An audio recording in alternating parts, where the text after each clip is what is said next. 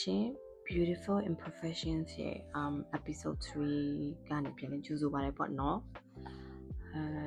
ဒီကြားထဲမှာလည်း episode 2ပြီးရက်နေအကြာကြီးပဲပေါ့နော်ဘာလို့ကျွေးမကောင်းတဲ့အကျင့်တစ်ခုကပါလဲဆိုတော့ဟုတ်ဆိုလို့ရှိရင်တဲတဲလှုပ်ချင်ထပြီးရအောင်မရမကလှုပ်တယ်ပေါ့နော်ဒါပေမဲ့လှုပ်တတ်သွားပြီးရင်လည်းဆက်မလှုပ်ချင်တော့တဲ့အကျင့်ရတယ်ရှိနေတယ်ပေါ့နော်အဲ့လိုပဲ focus လေးလှုပ်ချင်တယ်လှုပ်တယ်လှုပ်လို့ရတယ်ဒီလိုလှုပ်လို့ရပါလားဒီကွာဆက်မလှုပ်ချင်တော့ဘူးเนาะဒါပေမဲ့လည်းအခုကတော့မနေ့ကဖြစ်တဲ့ဖြစ်ရလေးနဲ့ပတ်သက်ပြီးတော့ပြောချင်တဲ့စိတ်လေးပေါ်လာတော့လည်းအပြင်းမတစ်ပဲနဲ့စပြောမိတာပါเนาะဆိုတော့ဒီအပိုင်းကမိုးရရတယ်เนาะရေလည်းချီကြတယ်ဝါယောဂါကြီးလည်းအရင်ဖြစ်ကြတယ်ဆိုတော့စိတ်မကောင်းစရာအများကြီးပဲကြားရတယ်အကုန်လုံးလည်းစိတ်မပျော်ရွှင်ကြဘူးထင်တယ်ပေါ့เนาะမနေ့ကကြတော့IGCSE ဖြေထားတဲ့ကလေးလေး result ထွက်ကြတယ်ဆိုတော့ကိုမျောလင်းတဲ့အတိုင်း result ရကြတယ်လို့ကြာပြောကြတယ်ကိုမှန်းထားတဲ့အတိုင်းများကလေးတွေကြာဝမ်းနေကြတယ်ပေါ့နော်ကိုကတော့ကလေးအားလုံးကိုအားပေးခြင်းနဲ့ကလေးရသမျှဟာအကုန်လုံးကိုဂုဏ်ယူခြင်းနဲ့တူပေါ့နော်ဘွားကဒီလိုပဲပြင်းစရာကောင်းတာတွေစိတ်မကောင်းစရာရှိရတွေဖြိုစရာရှိရတွေနဲ့နေ့ရက်တွေကိုဖြတ်တန်းနေရနည်းနည်းတော့ပြင်းစရာကောင်းတာတွေလို့ခံစားမိလာတယ်ဒါက30ကျော်နောက်ပိုင်းမှာခံစားချက်လေးဖြစ်ရင်ဖြစ်လိမ့်မယ်ပေါ့နော်20ကျော်တော့ဘာမှမသိဘူးအားလုံးတက်ကြွနေခဲ့တာဟုတ် Okay ဒီနေ့ပြောချင်တဲ့အကြောင်းအရာလေးမစခင်ထုံးစံတိုင်း You are amazing ဆိုတဲ့ card လေးကိုအရင်ဆွဲချင်မယ်နော်ဒီနေ့အတွက်ကြားတဲ့ခက်လေးကတော့ Thomas Edison ရဲ့စကားစုပဲပေါ့နော်If we all did the things we are capable of doing, we will literally stone ourselves. အဓိပ္ပာယ်ကတော့ကျမတို့အားလုံးကကိုလောက်နိုင်တာတွေကိုတကယ်လုပ်ခဲ့ရင်တဲ့ကိုတော့မှအံ့ဩမြင်သက်သွားကြမှာပဲပြောချင်တာကတော့ဟုတ်တယ်ဒီစကားပုံလေးကတော်တော်တားရယ်နော်ကျမတို့ကကိုလှုပ်ချင်တဲ့လောက်ကိုလုံနိုင်တဲ့လောက်ကိုတဆုံးဘယ်တော့မှမလုပ်ကြဘူးအခုကျွန်မ podcast လုပ်နေရပဲကြည့်ပေါ့နော်ကိုသာပုံမှန်လေးပြောနိုင်မယ်ပုံမှန်လေးသွင်းနိုင်မယ်ဆိုလို့ရှိရင်အခုထက်ကို listen လုပ်တဲ့အချိန်အတွက်ကများကြမှာပဲပေါ့နော်ကျွန်တော်တော်တန်သိရုံပဲလုပ်နေတဲ့အခါသမယတွေကပိုများတယ်ပေါ့ကိုလုံနိုင်တဲ့အစွမ်းကုန်ကိုလုပ်တယ်ဆိုတော့အခါသမယကနည်းလိမ့်မယ်အဲ့တော့ထွက်လာတဲ့ result တွေအကုန်လုံးကိုလည်းကျမတို့ကလက်ခံသင့်တယ်ပြန်ပြီးတော့ review လုပ်တဲ့အခါမှာပြန်ပြီးတော့ reflect လုပ်တဲ့အခါမှာပေါ့နော်ငါရဲ့လုံနိုင်စွမ်းအကုန်ကိုထုံမသုံးခဲ့ပါလားဆိုတော့ part ကိုလည်းမြင်ဖို့လိုတယ်ပေါ့နော်အဲ့လိုမြင်မှလည်းနောင်တတရားဆိုတာထက်နောက်ထပ်လုပ်မဲ့အရာတွေအတွက်ကိုယ့်ရဲ့ strength ကိုဘယ်လောက်သုံးအောင်လဲဆိုတော့ realize ဖြစ်သွားမှာပေါ့နော် Okay စကားများရဲ့အပိုင်းကတော့ဒီမှာပဲရပ်မယ်ဒီနေ့ပြောချင်တဲ့အပိုင်းကဘာလဲဆိုတော့ကျူရဲ့အဆက်အသွယ်ပြတ်နေတဲ့တငယ်ချင်းတယောက်ရှိရပေါ့နော်ဟို state ကျောင်းထဲကတငယ်ချင်း university မှာလည်းတူတက်ခဲ့ရပေါ့ဆိုတော့အဲ့တငယ်ချင်းကအခုနောက်ပိုင်းVPN နဲ့ချိန်ပြီးသုံးရတဲ့အခါမှာ Facebook ကနေလုံးဝပျောက်သွားတယ်ပေါ့နော်ဆိုတော့စင်များမပြေဘူးလားကလေးများနေကောင်းရဲ့လားဒီမှာပဲမရှိတော့ဘူးလားဘယ်များရောက်သွားလဲပေါ့နော်ဒါပေမဲ့ just a phone call away လေဖုန်းလေးတစ်ချက်ဆက်လိုက်တာနဲ့သိနိုင်တဲ့အရာတခုမဆက်ခဲ့ဘူးပေါ့နော်နှစ်တည်းအောင်မှပဲကြာသွားတယ်ဒါပေမဲ့ဟိုတနေ့ကကြောက်တကယ်ချင်းကိုအိမ်မက်သွားမှတ်တယ်ပေါ့နော်မတ်ရရပေါ့အဲ့ဒါနဲ့မနေ့ကပဲဖုန်းခေါ်လိုက်တယ်ပေါ့နော်စကားဖြတ်ပြောရရင်ဂျူကအလုပ်ထဲမှာဆိုလို့ရှိရင်ဘယ်တော့မှဖုန်းဆက်လို့မရှိဘူးပေါ့နော်ဘယ်သူနဲ့မှလည်းဖုန်းမပြောဘူးအခုစီကိုဝင်လာဖုန်းလေးနည်းတယ်ပေါ့နော်ကိုကစားဆက်တယ်ဆိုတာလည်းမရှိဘူးပေါ့ဆိုတော့အလုံးမှာလှုပ်စရာတွေများတယ်တွေးစရာတွေများနေတယ်ဆိုတော့လေအိမ်ရောက်တော့လည်းမထူပါဘူးပင်မနေရတယ်ခလေးနာမှနေရတယ်ဆိုတော့ဂျူဘက်ကနေဖုန်းစားဆက်တယ်ဆိုတော့တော်တော်မှနည်းတယ်ပေါ့နော်ဒါပေမဲ့အလုပ်တွေကအများများနေတစ်ခုပြီးတော့တစ်ခုပြန်မစခင်မှာပဲတွေးမိတော့ချက်ချင်းပဲကောက်ခေါ်လိုက်တော့သူ့ရဲ့ဖုန်းလေးကမြည်သွားတယ်ပေါ့နော်ပြီးတော့ဖုန်းကင်နေပေါ့ကင်လဲကင်တော့မိတ်ရှိပါတဲ့အမိတ်ရှိပါဆိုတဲ့စကားဒီသူ့ရဲ့ဖုန်းနံပါတ်ကိုယ့်ရဲ့ဖုန်းနံပါတ်မှတ်ထားလို့ပဲပေါ့နော်ဒါပေမဲ့စိတ်မဆိုးပါဘူးနေကငါ့ကိုဒီပေါ့လေးလို့ပြောလိုက်တာ ਨੇ တကယ်ကြီးကနေချက်ချင်းပဲဂျူးမလားဆိုချက်ချင်းမှတ်မိသွားတာပေါ့နော်ကိုယ့်ရဲ့အတန်အောင်နေပဲပြောင်းနေလေပေါ့ပြီးတော့ခလေးကြီးပဲရောက်ပြီလေနေကောင်းရဲ့လားပဲအလုပ်လေပြောစရာတွေမှလေဘုံကြီးပဲသွားတွေ့ရပေါ့နော်အဲ့မှာအိမ်လဲပြန်ရောက်တော့ဘာလို့သွားပြီးတွေးမိလဲဆိုတော့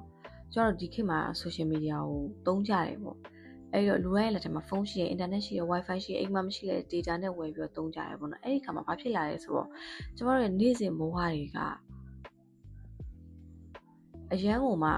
တိတာမြင်လွယ်နေတဲ့အရာဖြစ်နေပေါ့နော်ဥမာကျမဆိုလို့ရှိရင်ကလေးကြောင်တင်တယ်ရည်စရာတွေတင်တယ်ကျမ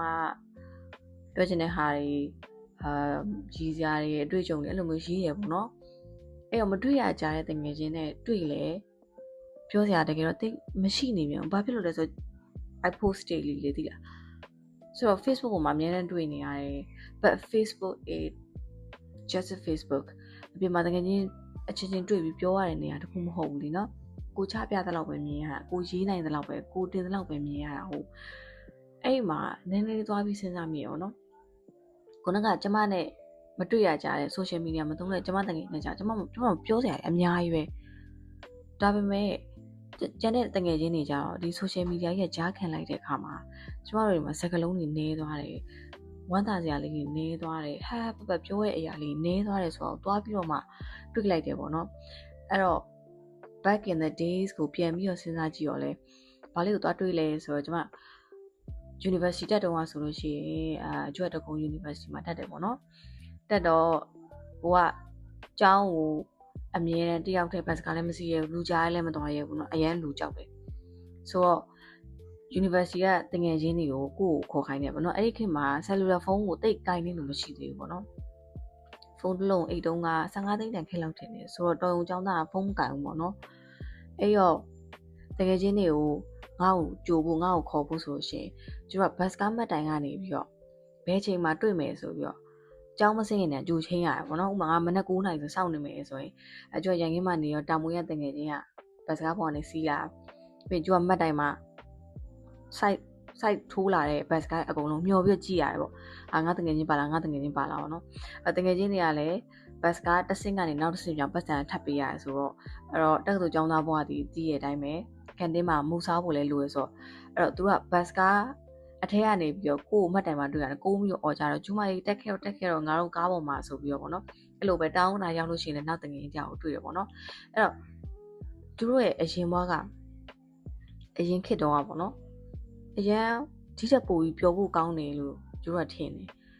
ဘာဖြစ်လို့ဆိုတော့ဖုန်းတွေမရှိဘဲလေသူတို့ချိန်ဆူလို့ရခဲ့တယ်ပေါ့နော်ကန်တင်းနေထိုင်တဲ့ university မှာဆိုလို့ရှိရင်အဲ့ကြလည်းတကယ်ချင်းဒီမှာဖုန်းထုတ်သုံးနေရတယ်မရှိဘူးအဲ့စကားကိုအပြည့်အဝပြောလို့ရတယ်ပေါ့နော်ပြီးတကယ်ချင်းတွေစော်တယ်ရည်စရာတွေပြောတယ်ပေါ့ဒါပေမဲ့ဒီခေတ်မှာကျတော့ဒီခေတ်လူတွေကစကားလုံးတွေရှားပါလာတယ်ပေါ့နော် but social media is good အဝေးရောက်နေတဲ့လူတွေနယ်ရလူတွေအချင်းချင်းတွေ့ကျင်တဲ့အခါဒါမှမဟုတ်နိုင်ငံခြားသွားနေတဲ့မိသားစုတွေအချင်းချင်းတွေ့ကျင်တဲ့အခါမှာစက္ကန့်ပိုင်းတွေကိုဆက်သွယ်လို့ရတယ်ပေါ့နော် so it's good အဲ့ဒါကောင်းလာတဲ့အချက်ပေါ့နော် but it's bad လူတွေကပြောစရာစကားတွေရှားပါလာတယ်ဘယ်နေရာကိုကြည့်ဖုန်းကိုပဲထိုင်ပြီးသုံးနေကြတာပေါ့နော်တကယ်ကြီးတွေ့ရဲဆိုလို့ရှိရင်လည်းဖုန်းပဲသုံးကြတယ် coffee ဆိုင်မှာထိုင်နေတက်ပုံရိုက်တယ်ဖုန်းသုံးတယ်အဲ့ဒါတွေပဲရှိနေပေါ့နော်ဆိုတော့ဒီခေတ်ကြီးမှာပေါ့ဘယ်လူငယ်တွေကများ challenge လုပ်ပြီးတော့ okay ငါတို့ဆိုင်ထိုင်တဲ့အခါမှာအကုန်လုံးဖုန်းတွေတင်ထားမယ်ငါတို့စကားပြောကြမယ်ဆိုတာမျိုးလုပ်နေကြသေးလေပြီးတော့ကျို့ငယ်ငယ်တော့ဆိုလို့ရှိရင်စောက်ဆိုင်လေးရှိတယ်စောက်ငားတဲ့အလေးထားရှိတယ်ပေါ့နော်စောက်အုပ်တီ everything ပဲစောက်ဖတ်ရင်ပြောနေတာပေါ့နော်အဲ့တော့ဘယ်တော့စောက်လေးကင်တာတွေ့စမြစောက်ဖတ်တယ်ပေါ့ဒါပေမဲ့ဒီခေတ်ကလေးလေးမှာကြာစောက်ကင်တာကြီးအရင်ရှားသွားတယ်ဒါပေမဲ့သူတို့ရဲ့ good opportunity ကကြတော့စောက်ထဲမှာမဟုတ်ပဲနဲ့သူတို့ရဲ့လေ့လာနိုင်တဲ့အရာတွေက endless ဖြစ်သွားတာပေါ့နော်ဒီ internet ရှိရတဲ့အတွက်ကြောင့်မို့လို့ but စာအုပ်ကိုဖတ်ရတဲ့အရာတာနဲ့ internet က explore လုပ်ရတဲ့အရာတာကြီးကမတူဘူးပေါ့နော်ကျူကစာအုပ်ကိုတားချစ်တယ်အဲဒါကြောင့်မို့လို့ဆယ်နှစ်သမီးတွေကမျက်မှန်တက်အခုဆိုရင်ပါဝါ600ကျော်သွားပြီပေါ့နော်ဒါပေမဲ့ယူကလစ်ကြီးစာဖတ်ဝါတာမပါဘူးပေါ့အဲ့တော့ဒီနေ့ပြောတဲ့ဟာလေးကိုအဆုံးသတ်ရင်ပေါ့နော်ကျူကဒီ social media ကနေပြီးအဝေးနေကြည့်ချင်လာတယ်ပေါ့နော်ဘာလို့ဆို we need interaction each other not just a social media post ဆိုမတွေ့ရကြတဲ့နဲ့တွေ့လို့ရှိရင်ပြောစရာတွေအများကြီးဖြစ်တာကိုပြောတာကိုအပြင်မှာရေးတဲ့အတန်တွေသူ့ရဲ့ကိုယ်ခံလှုပ်ရှားမှုတွေသူပြန်ပြောတဲ့စကားတွေပေါ့နော်ဒါတွေက social media ပေါ်က comment ရေးရတဲ့အများကြီးပူလိမ့်မယ်ဆိုတော့အဲ့ဒါတွေကိုရဘူးချင်တာပေါ့နော် အဲ့ဒီတော့စူးစမ်းကြည့်ပါဦးမယ်ဒီတော့နောက် episode မှာပြန်တွေ့ပါမယ် bye